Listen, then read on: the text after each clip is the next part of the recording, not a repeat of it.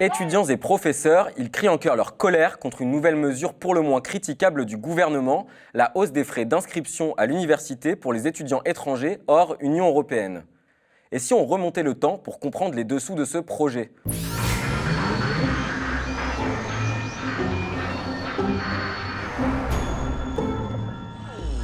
Tout commence par un discours d'Édouard Philippe en novembre dernier.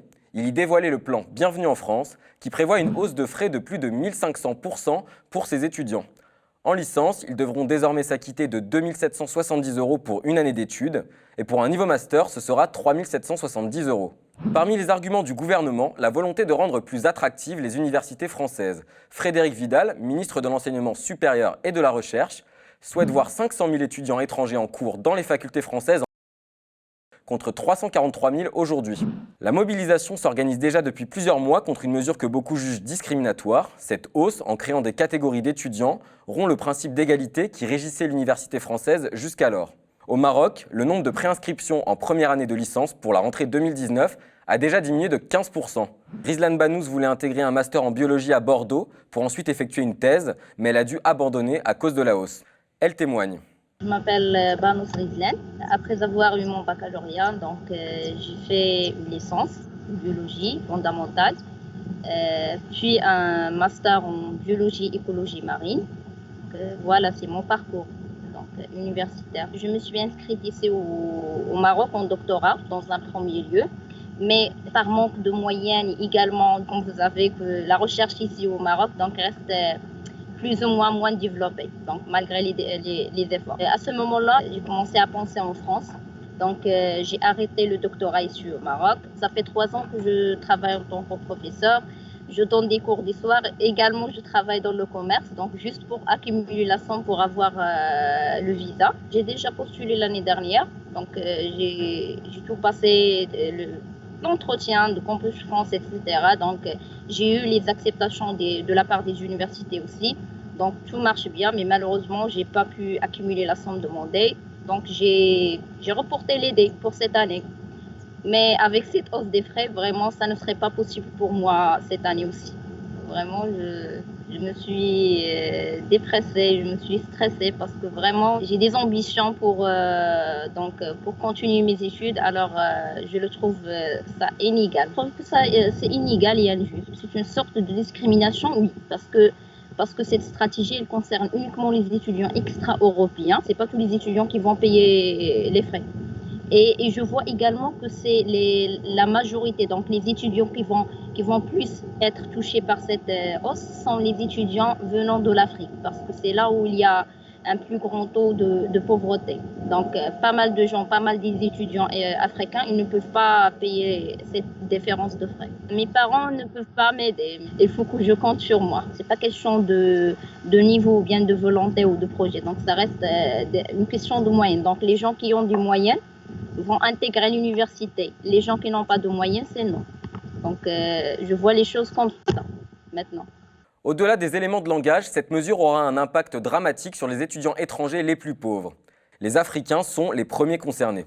Ils composent d'ailleurs la moitié des étudiants étrangers en France. Et contrairement aux déclarations gouvernementales, ils sont loin de constituer une élite venue en France pour soi-disant profiter de la gratuité des études. Hicham Jamid est doctorant-chercheur marocain en sociologie au Conservatoire national des arts et métiers, en co-tutelle avec la faculté d'Ibn Zor à Agadir. Il étudie les trajectoires migratoires et les carrières professionnelles de Marocains et Marocaines ayant effectué leurs études en France. Il nous rappelle à quel point il est déjà très difficile de venir étudier dans l'Hexagone aujourd'hui. Quand j'ai vu l'annonce de monsieur le ministre, Édouard Philippe, j'avais vraiment la boule au ventre. En tant que chercheur, doctorant qui travaille sur ces thématiques, mais il y avait aussi ma subjectivité en tant qu'étudiant marocain qui est venu ici en France, que s'il n'avait pas cette opportunité de trouver ce stage de recherche, j'aurais jamais pu avoir ce visa à long séjour. J'ai vraiment une histoire particulière avec la France, avec la langue française, avec la littérature française, avec la culture française de manière générale. Donc j'avais vraiment un projet d'études pour faire mes études supérieures en France. Et quand j'étais en 2007, donc c'était le début des agences Campus France, et à l'époque, la somme, elle n'était pas de 8 000, elle était la somme de 4 000, 5 000 euros. Et j'étais retenu dans plusieurs universités, je me souviens de Grenoble, Lyon, mais j'avais pas les moyens de bloquer la somme de 5 000 € à l'époque. Donc j'ai abandonné en quelque sorte ce projet de départ pour faire mes études supérieures. Et après j'ai fait mon cursus à l'université marocaine, donc licence et master. Et du coup quand j'ai vu l'annonce, j'étais pas bien. J'étais pas bien parce que je trouve effectivement que... Voilà, je vais reprendre les mêmes mots de M. Édouard Philippe. C'est injuste et c'est absurde.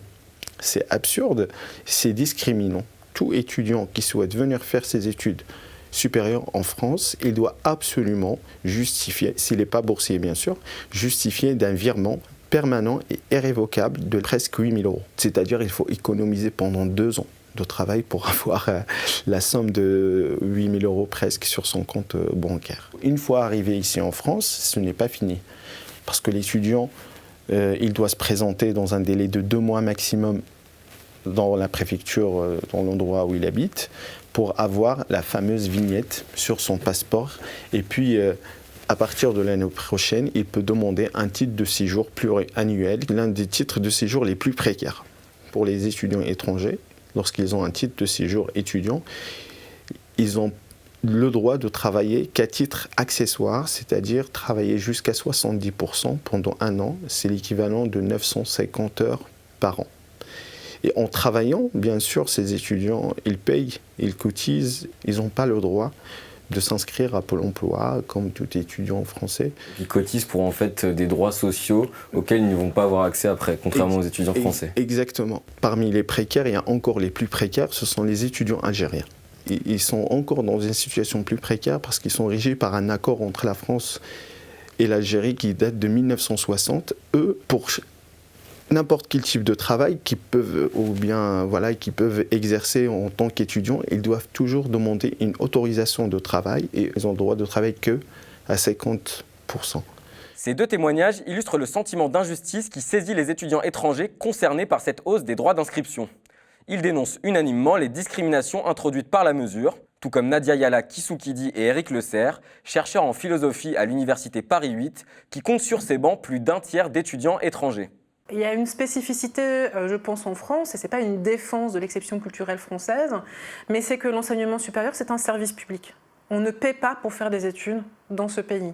Et il me semble, là, en tout cas, que cette idée de l'université est entièrement mise à mal, en tout cas, par ceux qui s'annoncent être un décret opérant une séparation entre les étudiants européens et les étudiants non européens. Donc il y a rupture du service public. On aura face à nous 2 étudiants qui ne paieront pas le même prix.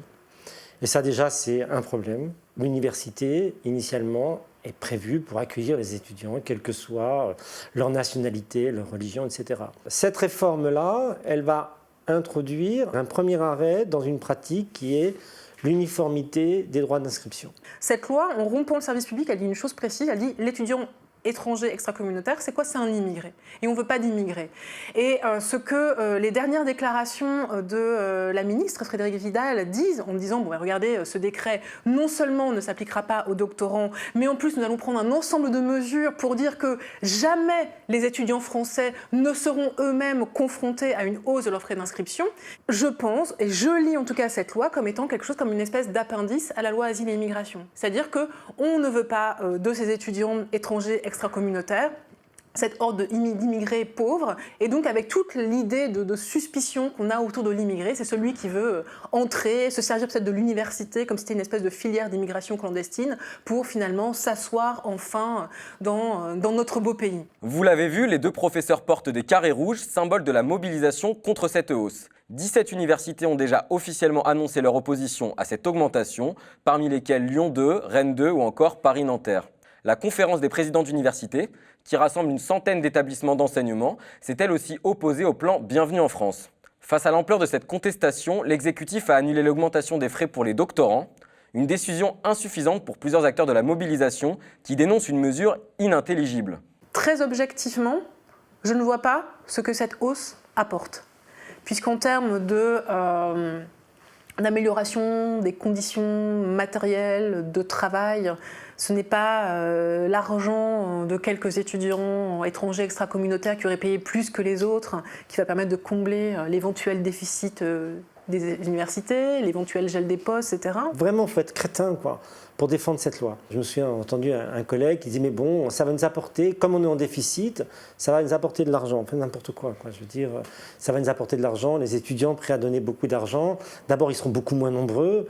Et puis, ils vont dans des universités luxueuses. Je veux dire, les universités françaises, même les grandes universités, sont pauvres. Et de toute façon, beaucoup plus pauvres qu'une université américaine, tout ça, quoi. Il n'y a pas des écrans plasma partout, il n'y a pas de la moquette par terre. Je veux dire, bon, donc on peut s'amuser à faire croire qu'on va attirer les gens. C'est du vent. Je n'arrive pas à lire, indépendamment d'une suspicion à l'immigration, en fait, cette loi, parce qu'elle m'apparaît fondamentalement inintelligible. Je ne vois pas ce qu'elle apporte. Pourtant, je suis quelqu'un de très pragmatique et j'aime bien, moi aussi, je peux avoir cette culture du résultat, j'aime bien voir les choses réussir, mais là, je ne vois pas en quoi ça fait plus réussir l'université. Donc, c'est cette inintelligibilité de cette mesure, en fait, qui donne vraiment le vertige, en fait. Pourtant, le gouvernement n'a pas lésiné sur la com pour justifier l'augmentation des frais d'inscription. Celle-ci permettrait, selon Frédéric Vidal, d'attirer de nouveaux profils d'étudiants, notamment en provenance du continent asiatique. Un argument fallacieux pour Éric Le Serre, qui voit surtout dans cette nouvelle hausse une volonté de libéraliser l'enseignement supérieur. On ne construit pas un savoir, on n'accompagne pas une génération de chercheurs sur un mode de concours permanent. De la même manière qu'ils vont privatiser Aéroports de Paris, enfin, je veux dire, du pur libéralisme, l'université doit rentrer dans ce cadre-là, c'est-à-dire un cadre concurrentiel. Pour être marqué internationalement, il faut faire payer cher. Pour beaucoup d'étudiants, c'est beaucoup d'argent. Enfin, je veux dire, les étudiants s'endettent et tout, les étudiants chinois aussi. Enfin, je veux dire, c'est un discours qui est purement idéologique, quoi. Parce qu'on ne demanderait pas assez d'argent, les gens trouveraient que ce n'est pas sérieux. Ça n'a vraiment aucun sens. Les étudiants chinois qui viennent ici en cinéma, ils sont venus parce qu'ils connaissaient le département, parce qu'il y avait un accord bilatéral, mais le jour où il faudra payer 3 000 à 4 000 euros, eh ben, ils ne viendront pas, quoi. Enfin, foncièrement, c'est en plus de la vie à Paris. Enfin, c'est du délire. Il y a quelque chose qui est, on va accorder des bourses. Donc ça veut dire qu'on va prendre aussi, c'est-à-dire qu'on va choisir nos étudiants. Il y a ça qui est quand même très, très sous-jacent. C'est bienvenu, mais c'est bienvenu à certains. Et ça sera aussi une mesure de contrôle des disciplines, c'est-à-dire sur quelle discipline on accueillera des étudiants étrangers ou pas. C'est aussi là-dessus que ça va se jouer. Et comme on est dans un moment où, un peu partout dans le monde, les sciences humaines sont considérées comme, entre guillemets, parasitaires. Bon, c'est bien d'avoir 2 ou 3 endroits où on fait des lettres, mais quand même, il faut former professionnellement des ingénieurs, des médecins, etc. Cette réforme, c'est clair qu'elle se fera aux dépens des sciences humaines. C'est sûr et certain. C'est-à-dire qu'ils assureront un contrôle des bourses. Comme aujourd'hui, on assure un contrôle des projets de recherche. Ils veulent absolument essayer de tenir les choses, si possible que ce principe d'inégalité passe. Et une fois qu'il sera passé, une fois que le loup sera dans la bergerie, ben il mangera les petits moutons les uns après les autres. Mais dans cette histoire, qui jouera le rôle des moutons ? Pour Nadia Yala Kissoukidi, ce seront les étudiants africains qui tomberont sous le coup d'une double discrimination sociale et géographique et d'une extrême violence. Il y a une espèce de violence dans ce décret, puisque là, on est en train de dire à des personnes, essentiellement issues d'une partie du globe, vous n'avez pas le droit d'investir votre vie de projets et de rêves. Alors ça peut sonner extrêmement lyrique, mais c'est absolument pas lyrique quand on enseigne et quand on est confronté, là aussi, à des trajectoires de vie qui sont tout à fait singulières, d'étudiants qui sont venus, je ne sais pas, moi, de République démocratique du Congo, d'Algérie, de Guinée-Bissau, que sais-je encore, n'ayant pas énormément d'argent, en fait, et de voir cette espèce de couperet qui est cette mesure, en fait, qui vient justement détruire leurs ambitions. Et dans la manière de toujours fabriquer cette figure de l'étranger, de l'immigré, il y a toujours cette violence à considérer en fait qu'on est toujours confronté à une espèce de parasite social qui viendra, comment dirais-je, un peu maltraiter l'unité et la cohésion nationale. La première semaine, on a eu plein d'étudiants qui sont venus nous voir hyper affolés, en disant « mais voilà, je suis obligé de retourner au pays ». Mais alors là, vraiment, énormément. Pour les étudiants qui sont là, cette violence, elle est palpable, quoi, hein, notamment chez nous. Le langage du politique, la manière dont nous sont présentées les mesures. On a vu Bienvenue en France, qui précisément dit « restez chez vous ». Ce qu'on dit à ces étudiants, c'est que vous n'avez pas le droit de circuler. On vous assigne non seulement à une place, celle de la pauvreté, mais à un territoire, et vous ne pouvez plus rien attendre. C'est discriminatoire. Après, il y a cette première discrimination qui est une rupture d'inégalité. Il y a effectivement une seconde discrimination dans la mesure où tous les territoires du monde ne sont pas logés à la même enseigne. Je distinguerais 2 espaces géographiques, l'espace Asie-Océanie et l'espace Afrique. Il y a des imaginaires de l'Afrique qui sont encore très présents, qui sont ceux d'un continent qui explose démographiquement et où finalement toutes les jeunesses sont mues par un désir d'Europe. Et que finalement, là on le voit avec la manière dont sont représentés les migrants essentiellement noirs africains en fait, qui vont venir nous envahir et peut-être même nous remplacer. Et je crois que ces idées-là en fait folles, qui sont structurent en fait un certain langage de l'extrême droite, elles diffusent en fait dans la manière dont on se représente le continent africain.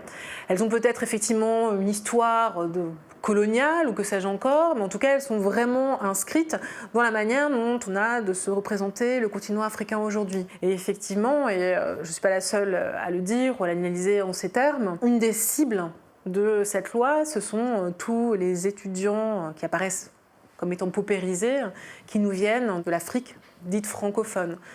Cette Afrique francophone, effectivement, parlant le français en raison de l'histoire qui la lie justement à la France. Tous les étudiants étrangers ne sont pas logés à la même enseigne. Il y a des étudiants étrangers extracommunautaires qui sont plus désirables que d'autres. Ceux d'Asie-Océanie, parce qu'ils représentent peut-être en termes d'argent et parce qu'on a affaire à une grosse masse d'étudiants en fait internationaux qui viennent dans les universités. Et donc, en quelque sorte, rendre les universités attractives, c'est commencer à draguer finalement, à séduire ces étudiants pour qu'ils viennent dans nos universités. Et les autres, dans la mesure où on ne voit pas quelle est leur valeur ajoutée, en fait, on va essayer de s'en prémunir.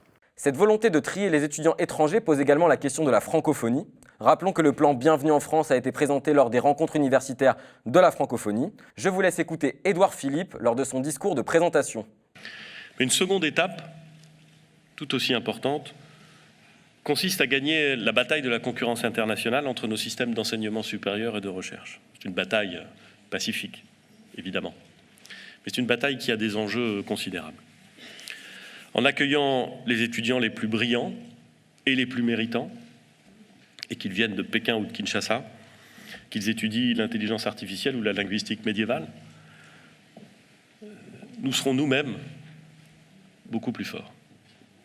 En projetant partout dans le monde notre enseignement supérieur et notre recherche, nous permettrons de multiplier les points de contact, les points d'influence, les points d'accélération entre la langue française, entre cette communauté francophone et les pays de destination.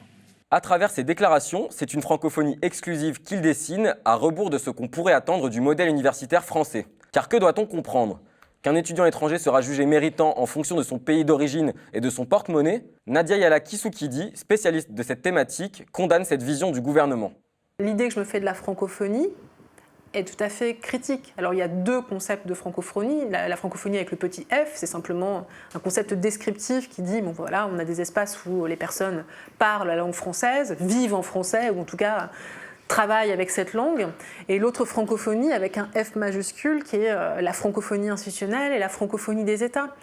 Et il est vrai que cette francophonie-là, qui n'est pas une francophonie des peuples, je ne la vois pas en fait se constituer comme un espace apportant de l'émancipation à toutes les jeunesses. Quelle francophonie est en train de se dessiner si, avant même finalement que ce décret ne passe, on voit qu'un ensemble de nos étudiants francophones, africains francophones, sont confrontés à un ensemble de difficultés qui ne permettent pas de continuer correctement leurs études. C'est-à-dire qu'il n'y a pas d'utopie de la francophonie, comme on a voulu peut-être nous le faire envisager autour de grandes déclarations tonitruantes, dans la mesure où une véritable utopie de la francophonie sur le plan des politiques universitaires consisterait à dire droit de circulation et de mobilité totale pour tous les étudiants de l'espace francophone. Or, ce n'est pas le cas.